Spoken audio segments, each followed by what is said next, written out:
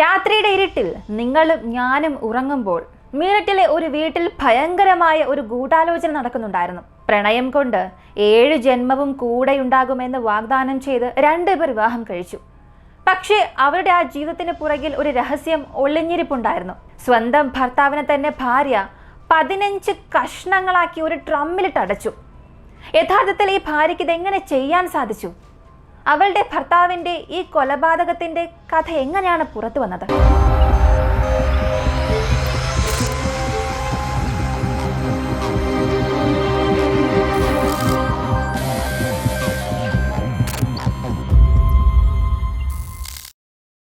ഇരുപത്തിയൊൻപത് വയസ്സുള്ള സൗരഭ് രാജ്പുട്ടും 27 വയസ്സുള്ള മുസ്കൻ റസ്തോഗിയും 2016 പ്രണയിച്ച് വിവാഹിതരായി.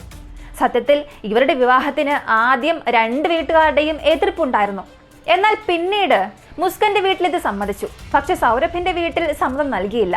എങ്കിലും മാതാപിതാക്കളുടെ എതിർപ്പ് അവഗണിച്ച് സൗരഭ് മുസ്കാനെ വിവാഹം കഴിച്ചു. വിവാഹശേഷം അദ്ദേഹം മെർച്ചന്റ് നേവിയിൽ ഉദ്യോഗസ്ഥനായി. സൗരഭ് കൂടുതൽ സമയവും കടലിലായിരുന്നു. വർഷത്തിന്റെ പകുതിയോളം അയാൾ കപ്പൽ തന്നെ ചിലവഴിച്ചു. എന്നാൽ അയാൾക്ക് അങ്ങനെ തുടരാൻ താല്പര്യമില്ലായിരുന്നു. ഭാര്യയോടൊപ്പം ഒരുപാട് സമയം ചിലവഴിക്കാൻ അയാൾ ആഗ്രഹിച്ചു. അതിനാൽ അവൾക്ക് വേണ്ടി അയാൾ മെർച്ചന്റ് നേവിയിൽ നിന്നും രാജിവെച്ചതായി ചിലർ പറയുന്നു. എന്നാൽ മറ്റു ചിലർ അവകാശപ്പെടുന്നത് ഭാര്യയോടൊപ്പം ജീവിക്കാനായി അയാൾ ദീർഘനാളത്തെ അവധിയെടുത്തു എന്നൊക്കെയാണ്. പക്ഷെ ഈ ഒരു പ്രണയ വിവാഹവും ജോലി ഉപേക്ഷിച്ചതുമൊക്കെ സൗരഭിന്റെ കുടുംബത്തിന് ഇഷ്ടപ്പെട്ടില്ല. ഇത് പല തർക്കങ്ങൾക്ക് കാരണമായി. അങ്ങനെ സൗരഭും മുസ്കാനും ഒരു വാടക വീട്ടിലേക്ക് താമസം മാറി. അങ്ങനെ കോടികൾ വരുന്ന സമ്പാദ്യം പോലും ഭാര്യയ്ക്ക് വേണ്ടി ഉപേക്ഷിച്ചയാളാണ് ഈ സൗരഭ്.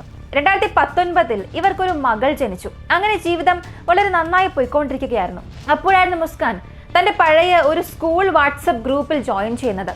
അവിടെ വെച്ചാണ് സാഹിൽ എന്ന യുവാവുമായി വീണ്ടും സംസാരിക്കുന്നത്. സാഹിലും മുസ്കാനും 8ാം ക്ലാസ് വരെ ഒരുമിച്ച് പഠിച്ചവരായിരുന്നു. പിന്നീട് അവർ വേറെ വേറെ ക്ലാസ്സുകളിലും കോളേജുകളിലും രണ്ടുപേരും 2 വഴിയിലേക്ക് പോയി. പക്ഷേ വീണ്ടും ഈ സോഷ്യൽ മീഡിയ വഴി ഇരുവരും വീണ്ടും കണ്ടുമുട്ടുകയും അവരുടെ ആ ഒരു ബന്ധം പുനരാരംഭിക്കുകയും ചെയ്തു. സാധാരണ ഒരു സംഭാഷണമായി തുടങ്ങിയത് പിന്നീട് ഒരു പ്രണയ ബന്ധത്തിലേക്ക് വളർന്നു. സാഹിൽ മുസ്കാനെ വ്യത്യസ്തമായ ഒരു ജീവിത ശൈലിയിലേക്ക് തന്നെ കൊണ്ടുപോകാൻ തുടങ്ങി. ഭർത്താവ് വീട്ടിലില്ലാത്തത് കൊണ്ട് തന്നെ സാഹിൽ അവൾക്ക് പുതിയ ശീലങ്ങൾ പഠിപ്പിച്ചു കൊടുത്തു. ശീലം എന്നൊക്കെ പറയുമ്പോൾ ഡ്രഗ്സ് ഉപയോഗിക്കാൻ പഠിപ്പിച്ചു. അങ്ങനെ ഡ്രഗ്സിനോടുള്ള അവരുടെ ആസക്തി വളരാൻ തുടങ്ങി. ഈ മുസ്കാന് സാഹിലിനേക്കാൾ 2 വയസ്സ് കൂടുതലായിരുന്നു. ഒരു ഘട്ടത്തിൽ ഡ്രഗ്സ് ഇല്ലാതെ തങ്ങൾക്ക് ജീവിക്കാനേ കഴിയില്ല എന്ന അവസ്ഥയിലേക്ക് രണ്ടുപേരും എത്തി. പക്ഷേ ഭർത്താവിന് ഇതിനെക്കുറിച്ച് ഒന്നും അറിയില്ലായിരുന്നു. എന്നാൽ മറ്റു ചില ആർട്ടിക്കിളിൽ പറയുന്നത് മുസ്കാന് സുഹൃത്തായ സാഹിലുമായി ഒരു റിലേഷൻഷിപ്പ് ഉണ്ടെന്ന കാര്യം സൗരഭ് എങ്ങനെയോ മനസ്സിലാക്കി. തുടർന്ന് വിവാഹമോചനത്തെക്കുറിച്ച് ആലോചിച്ചെങ്കിലും മകളുടെ ഭാവിയെ ഓർത്ത് അയാൾ ആ തീരുമാനത്തിൽ നിന്നും പിന്നോട്ട് പോയി.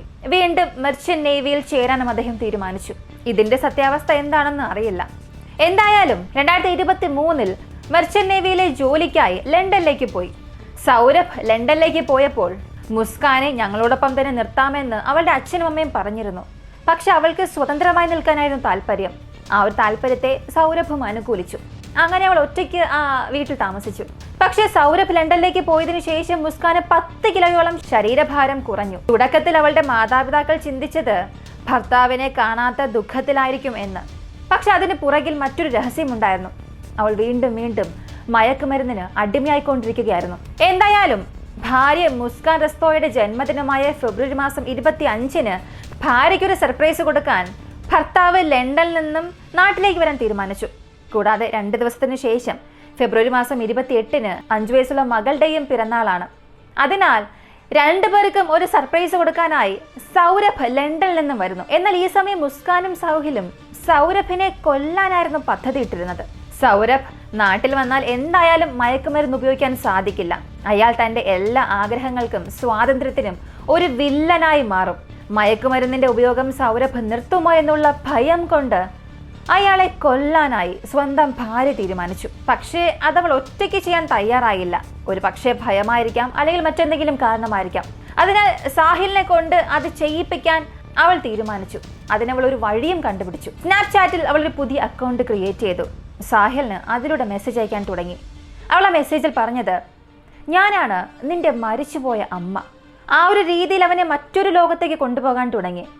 ഇതിനകം തന്നെ സാഹിലിന്റെ സ്വഭാവത്തെക്കുറിച്ച് പറയുകയാണെങ്കിൽ അവന്റെ മുറിയിൽ സാത്താൻ്റെ ചിത്രങ്ങളും, ഒരു പക്ഷെ അവനൊരു അന്ധവിശ്വാസി ആയിരിക്കാം.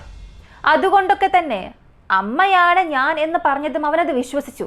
അവൻ്റെ അമ്മയ്ക്ക് മാത്രം അറിയാവുന്ന വ്യക്തിപരമായ വിവരങ്ങൾ പോലും മുസ്കാൻ അറിയാമായിരുന്നു. അക്കാര്യങ്ങളെല്ലാം അവൾ സാഹിലിനോട് പറയാനും തുടങ്ങി. ഞാൻ നിന്റെ അമ്മയാണ്, ഞാൻ പുനർജനിച്ചിരിക്കുകയാണ് എന്നൊക്കെ പറഞ്ഞ് അവനെ വിശ്വസിപ്പിച്ചു.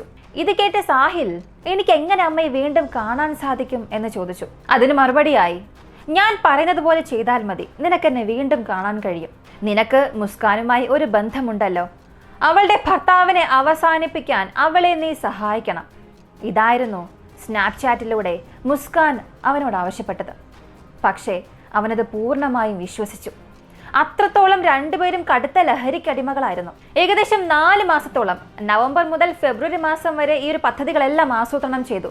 അങ്ങനെ സൗരഭ് തിരിച്ച് നാട്ടിലേക്ക് വരുന്നു. എന്നാൽ അവിടെയും കൊല്ലണമെന്നുണ്ടെങ്കിൽ സാഹിലിന് ആവശ്യമായ ഉപകരണങ്ങൾ വേണമല്ലോ. അടുക്കളയിലെ ചില ആവശ്യങ്ങൾക്കാണെന്നും പറഞ്ഞ് ഒരു വലിയ കത്തി വാങ്ങി. മാനസിക ചികിത്സയ്ക്ക് വേണ്ടിയാണെന്ന് പറഞ്ഞ് മയക്കുമരുന്നുകളും ഉറക്ക ഗുളികകളും ഒക്കെ വാങ്ങി. അങ്ങനെ ഫെബ്രുവരി മാസം 15-ന് മുസ്കാൻ സൗരഭിന്റെ ഭക്ഷണത്തിൽ ഉറക്ക ഗുളിക കലർത്തി. എന്നാൽ അയാൾ അന്ന് നല്ല ഉറക്കത്തിലേക്ക് പോയി, അല്ലെങ്കിൽ ഒരു ഡീപ്പ് സെഡേഷനിലേക്ക് പോയി എന്നതല്ലാതെ മരണപ്പെട്ടില്ല. അങ്ങനെ പിറന്നാളും വരുന്നു. കുടുംബം അത് നന്നായി ആഘോഷിച്ചു. വീണ്ടും മാർച്ച് 4-ാം തീയതി സൗരഭ് കഴിക്കുന്ന ഭക്ഷണത്തിൽ ഉറക്ക ഗുളിക കലർത്തുകയും അയാൾ ഉറങ്ങിക്കഴിഞ്ഞപ്പോൾ സാഹിലുമായി ചേർന്ന് കത്തി ഉപയോഗിച്ച് സാഹിലിനെ കുത്തിക്കൊല്ലുകയായിരുന്നു. പിന്നീട് ആ ശരീരം 15 കഷ്ണങ്ങളാക്കി വെട്ടി നുറുക്കി. അതെങ്ങനെ ഡിസ്പോസ് ചെയ്യണം എന്നറിയാതെ ഒരു വീപ്പയ്ക്കുള്ളിൽ എല്ലാം നിറച്ചു. അതിന് മുകളിൽ ഒരു 10 കിലോയോളം സിമന്റ് ഇട്ട് നിറച്ചു. എന്നിട്ട് ആ വീപ്പ ബാത്റൂമിൽ കൊണ്ടുപോയി വെച്ചു. എന്നിട്ട് ആ ദിവസം രാത്രി തന്നെ രണ്ടുപേരും ഷിംലയിലേക്ക് പോയി. കുഞ്ഞിനെ അമ്മയുടെ വീട്ടിലാക്കി. ആ സമയത്തൊക്കെ ആ കുഞ്ഞ് തൻ്റെ അമ്മാമ്മയോട് അച്ഛൻ ഡ്രമ്മിലുണ്ട് എന്നൊക്കെ ആവർത്തിച്ച് പറഞ്ഞു. പക്ഷേ ആ അമ്മയ്ക്കൊട്ടും മനസ്സിലായില്ല. എന്നാൽ ഈ സൗരഭിനെ ഏറെ ദിവസമായി കാണാതായപ്പോൾ പരിചയക്കാരൊക്കെ അന്വേഷിച്ചു. തങ്ങൾ സ്ഥലത്തില്ല എന്നും ടൂറിലാണും എന്നൊക്കെ മുസ്കാൻ എന്തൊക്കെയോ പറഞ്ഞ് അങ്ങനെ അവരെ ഒഴിവാക്കി. ഇതേ സമയം മറ്റുള്ളവരെ തെറ്റിദ്ധരിപ്പിക്കാനും സംശയമുണ്ടാകാതിരിക്കാനും സൗരഭിന്റെ ഫോണുമായി മുസ്കാനും സാഹിലും ഉത്തരാഖണ്ഡിലെ കൗസാനിയിലേക്ക് പോയി. സൗരഭിന്റെ സോഷ്യൽ മീഡിയ അക്കൗണ്ട് വഴി ഫോട്ടോ അപ്ലോഡ് ചെയ്യാനും തുടങ്ങി, ഒരു സ്റ്റാറ്റസ് ഇടാനും തുടങ്ങി. ഒരു ദിവസം മുസ്കാൻ അവളുടെ അമ്മയോട് ഫോണിൽ സംസാരിച്ചു കൊണ്ടിരിക്കുമ്പോൾ തങ്ങൾ ഷിംല മണാലി ട്രിപ്പിലാണെന്നും കുറച്ച് ദിവസം കഴിഞ്ഞ് വരത്തുള്ളൂ എന്നും പറഞ്ഞു. ആ സമയത്ത് അമ്മ മരുമകനോട് ഫോൺ കൊടുക്ക്, എനിക്കൊന്ന് സംസാരിക്കണം എന്ന് പറഞ്ഞു. പക്ഷെ അപ്പോഴും മുസ്കാൻ ചില ഒഴിവ് കഴിവുകളൊക്കെ പറഞ്ഞു മാറി. അദ്ദേഹം സുഖമായിരിക്കുന്നു, ഫുഡ് കഴിക്കുകയാണ്, പുറത്ത് പോയിരിക്കുകയാണ്, പെട്ടെന്ന് തന്നെ വീട്ടിലേക്ക് വരും എന്നൊക്കെ പല കാര്യങ്ങൾ അവൾ പറഞ്ഞു.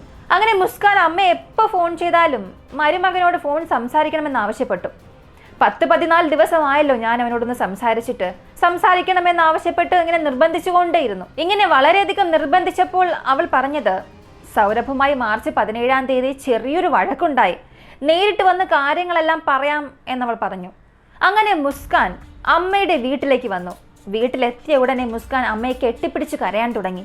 എന്ത് പറ്റിയെന്ന് ചോദിച്ചപ്പോൾ സൗരഭിനെ അദ്ദേഹത്തിന്റെ കുടുംബാംഗങ്ങൾ ചേർന്ന് കത്തി കൊണ്ട് കുത്തി കൊലപ്പെടുത്തി എന്നവൾ പറഞ്ഞു. ഇക്കാര്യം പോലീസിനെ അറിയിക്കണമെന്ന് മുസ്കാന്റെ പിതാവ് ആവശ്യപ്പെട്ടു. സ്റ്റേഷനിലേക്ക് പോകുന്നതിന് മുൻപ് മുസ്കാന്റെ പിതാവ് ഒന്നുകൂടെ മുസ്കാനോട് ചോദിച്ചു. അപ്പോഴാണ് താനും കാമുകൻ സാഹിലും കൂടെ ചേർന്നാണ് സൗരഭിനെ കൊന്നതെന്ന് അവൾ സമ്മതിച്ചു. ഇത് കേട്ടപ്പോൾ തങ്ങളുടെ മകൾ എന്താണ് പറയുന്നതെന്ന് അച്ഛനും അമ്മയ്ക്കും ഒട്ടും മനസ്സിലായില്ല. കാരണം മരുമകൻ വളരെ നല്ലൊരു മനുഷ്യനായിരുന്നു. ഒരു മരുമകനെ പോലെ അല്ലായിരുന്നു, അവർക്കൊരു മകനെ പോലെയായിരുന്നു. അതുകൊണ്ട് തന്നെ ആ മാതാപിതാക്കൾ പെട്ടെന്ന് പോലീസിനെ അറിയിച്ചു. പോലീസ് അവർ താമസിച്ച വാടക വീട്ടിൽ ചെന്ന് പരിശോധിച്ചു. വീട് മുഴുവനും പരിശോധിച്ചു. ബാത്റൂമിലും പോയി. എവിടെയും ഒന്നുമില്ലായിരുന്നു. ഒരു പക്ഷേ ഈ പെൺകുട്ടി നമ്മെ വിഡ്ഢികളാക്കിയതായിരിക്കാം, ഇവിടെ ഒന്നുമില്ല എന്നൊക്കെ പോലീസുകാർ പിറുപിറുക്കാൻ തുടങ്ങി. എന്നാൽ പിന്നീട് ഒരു സംശയം തോന്നുകയും അവിടെ റിനോവേഷൻ പണിക്കായി വന്ന ചിലർ പറഞ്ഞ വിവരങ്ങൾ വെച്ചുകൊണ്ട് ബാത്റൂമിലുണ്ടായിരുന്ന വീപ്പ പൊട്ടിച്ചു നോക്കി. സിമന്റ് കൊണ്ട് ഉറപ്പിച്ചിരുന്നത് കൊണ്ട് ഡ്രില്ലിംഗ് മെഷീൻ ഉപയോഗിച്ചായിരുന്നു ആ വീപ്പ പൊളിച്ചത്. കൊല്ലപ്പെട്ട 14 ദിവസത്തിന് ശേഷമായിരുന്നു സൗരഭിന്റെ മൃതദേഹം കണ്ടെടുത്തത്. 15 കഷ്ണങ്ങളാക്കപ്പെട്ട അയാളുടെ ശരീരം പുറത്തേക്കെടുത്ത് പോസ്റ്റ്മോർട്ടം ചെയ്യാൻ അയച്ചു. ഉടൻ തന്നെ സാഹിലിനെയും മുസ്കാനെയും അറസ്റ്റ് ചെയ്തു. ചോദ്യം ചെയ്യലിൽ തങ്ങൾ തന്നെയാണ് ഈ കുറ്റം ചെയ്തത് എന്നും സമ്മതിച്ചു. കാരണമായി അവൾ പറഞ്ഞത്, ഭർത്താവ് വരികയാണെങ്കിൽ തനിക്ക് ഒരിക്കലും ഡ്രഗ്സ് ഉപയോഗിക്കാൻ കഴിയില്ല എന്നായിരുന്നു. ഈ ഒരു സംഭവം ആ ഗ്രാമത്തെ മുഴുവനും മാറ്റിമറിച്ചു. ഒരു കുടുംബത്തിന്റെ ജീവിതം എങ്ങനെ ഇത്ര ഭീകരമായി മാറുമെന്ന് ആളുകൾ ആശ്ചര്യപ്പെട്ടു. കൂടാതെ മുസ്കാന്റെ മാതാപിതാക്കൾ തങ്ങളുടെ മകൾക്ക് മരണശിക്ഷയിൽ കുറഞ്ഞ യാതൊരു ശിക്ഷയും നൽകാൻ പാടില്ല, അവൾക്ക് ജീവിക്കാനേ ഇനി യാതൊരു അർഹതയുമില്ല. മരണം വരെ തൂക്കിലേറ്റണം എന്നവർ ആവശ്യപ്പെടാൻ തുടങ്ങി. സൗരഭിന് നീതി ലഭിക്കണമെന്ന് ആവശ്യപ്പെടാൻ തുടങ്ങി. സത്യം പറഞ്ഞാൽ മുസ്കാനെ സൗരഭ് അന്ധമായി തന്നെ സ്നേഹിച്ചിരുന്നു. അതാണ് സത്യം. പക്ഷെ ആ സ്നേഹത്തിന് അവന് കൊടുക്കേണ്ടി വന്നത് ഒരു വലിയ വിലയായിരുന്നു, സ്വന്തം ജീവൻ. ഇന്നത്തെ കാലത്ത് സോഷ്യൽ മീഡിയയുടെ ദുരുപയോഗവും മയക്കുമരുന്നിന്റെ ഉപയോഗവും വർദ്ധിച്ചുകൊണ്ടിരിക്കുകയാണ്. നല്ലതേതാണ് തിന്മ ഏതാണ് എന്ന് തിരിച്ചറിയാൻ കഴിയാത്ത ഒരു നരകത്തിലേക്ക് മനുഷ്യകുലം അധംപതിച്ചുകൊണ്ടിരിക്കുകയാണ്. ഭാവി കാലം എന്താകുമെന്ന് സങ്കല്പിക്കാനേ സാധിക്കുന്നില്ല. ഈ ഒരു സംഭവത്തെക്കുറിച്ചുള്ള നിങ്ങളുടെ അഭിപ്രായം കമന്റിൽ പറയുക. ഇങ്ങനെയുള്ള വീഡിയോസ് കാണാൻ താല്പര്യമുള്ളവരാണ് നിങ്ങളെങ്കിൽ ഇപ്പോൾ തന്നെ നമ്മുടെ ചാനൽ സബ്സ്ക്രൈബ് ചെയ്യുക. മറ്റൊരു വീഡിയോയുമായി വീണ്ടും കാണാം. നമ്മളൊരു ക്വസ്റ്റ്യൻ ആൻഡ് ആൻസർ വീഡിയോ ചെയ്യാനായിട്ട് പദ്ധതി ഇട്ടിട്ടുണ്ടായിരുന്നു. ലാസ്റ്റ് ഒരു വീഡിയോയിൽ ഞാൻ അതിനെക്കുറിച്ച് പറഞ്ഞിരുന്നു. നിങ്ങൾക്ക് ചോദിക്കണം എന്ന് ആഗ്രഹിക്കുന്ന ചോദ്യങ്ങൾ നമ്മുടെ ഇൻസ്റ്റാഗ്രാം പോസ്റ്റിന് താഴെയോ അല്ലെങ്കിൽ ഈ യൂട്യൂബ് വീഡിയോയ്ക്ക് താഴെ കമൻസിലൂടെ നിങ്ങൾക്ക് ചോദ്യങ്ങൾ ചോദിക്കാം. എന്നെക്കുറിച്ചോ നമ്മുടെ ചാനലിനെ കുറിച്ചോ കോമൺ ആയിട്ട് പൊതുവെ എന്തെങ്കിലും നിങ്ങൾക്ക് ചോദ്യങ്ങൾ ഉണ്ടെങ്കിൽ ചോദ്യങ്ങൾ നിങ്ങൾക്ക് ചോദിക്കാം. അതിൻ്റെ എല്ലാം ഉത്തരമടങ്ങുന്ന ഒരു വീഡിയോ നമുക്ക് എത്രയും പെട്ടെന്ന് തന്നെ വരും.